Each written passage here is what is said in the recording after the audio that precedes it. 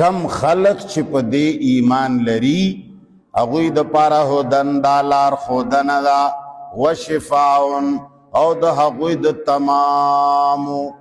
تمامو کفریاتو شرکیاتو د پاره علاج ده. دی چې چېرته شفا وګوري نو د زړه کې چې د سر درد د پاره شفا ده. ځکه قرآن بل ځای کې ویلي شفاء لما فی الصدور، دا د هغو بیمارانو د پاره دا کمی خبرې چې خلکو دا لیکلي دي چې پلانې آیت د پلانکي شي د پاره شفا ده. پخوا به یې موږ ته وایي چې صم بکم عمی فهم لا یرجعون، دا وایي د سپو دعا ده. دا موږ بلا شی په سپو ویلې ده، الله دې موږ معاف. سپی به م لرې ځای کې ولیدو او به مې صم بکم عمی فهم لا.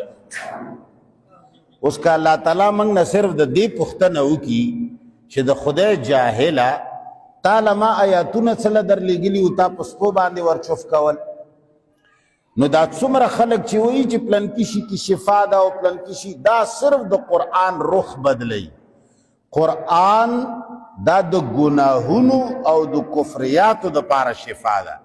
لما فی الصدور قرآن وایي سینو کې چې کمی عقیدی دي د خلکو عقیدو کې گڑبڑ ده، خلکو کې کینه ده، خلکو کې بغض ده، خلکو کې حسد ده، خلکو کې دروغ دي، خلق شرک کوي، خلق د بل ځمکې ایساروي، خلق د خور لور حقوق خوري. الله تعالی فرمایي دا قرآن د هغوی د پاره شفا ده چې وی مني نو علاج به وشي، خور لور له به حق ورکي، علاج به وشي، کلیوال له به خپل حق واپس ورکي.